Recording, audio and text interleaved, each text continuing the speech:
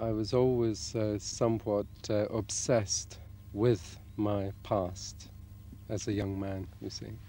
And I suppose at that time, if I found an ear, someone who was willing to listen, they would certainly get to know quite a bit about me. A bit like Robert in My Way Home, a person who became my friend in the third film.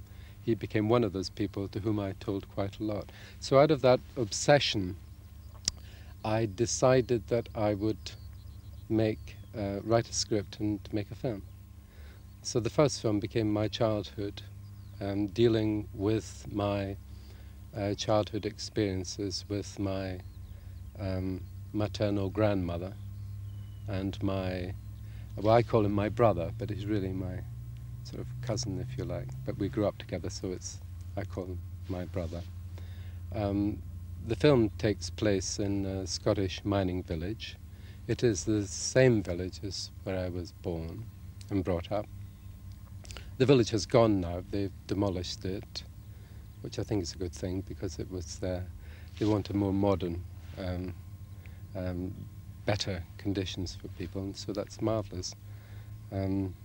But I was very lucky because the village was still there when I went to shoot. In fact, I didn't tell anybody at all there was anything more. In fact, I never told anyone it was autobiographical. No one. I kept it strictly to myself. You see, I didn't really want. At that time, felt in a strange way a bit private about things, and so I thought, well, I'll just make a film. In fact, I'll call it a title that has nothing to do with me. In fact, it was Lindsay Anderson who was the one who actually guessed when I sent him my script, and he read it, and he said, this is autobiographical, isn't it? And of course I nearly fainted then, because I thought, oh gosh, my secret is now out. So he said, well, you can't have this title. Who are you kidding? It's really your childhood, isn't it? So I said, yes. He said, well, why not call it something personal, like My Childhood? So I simply called it My Childhood.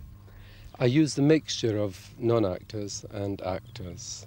In fact, every player in the film, everyone, was found for me by someone else.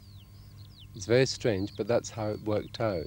And there's a little story attached to all the people who were found for me, some of them very amusing circumstances. The case of the two boys, they actually found me themselves. And it so happened that one day, when I was up in Edinburgh, waiting for transport to take me to a particular school to look at some boys, and as I was sitting there, these two children came walking on the street, like wide boys, if you like, feeling terribly cocky, and they were playing truant from school. It's a very strange coincidence that they actually came from the school I was going to. Bill, what are your future plans? Is the trilogy going to keep going? Are we going to see more about Bill Douglas on screen? Well, I would like to do that, but I would like to do other things in between. I think I will pick up a bit later. I just hope that my life continues to be a bit interesting.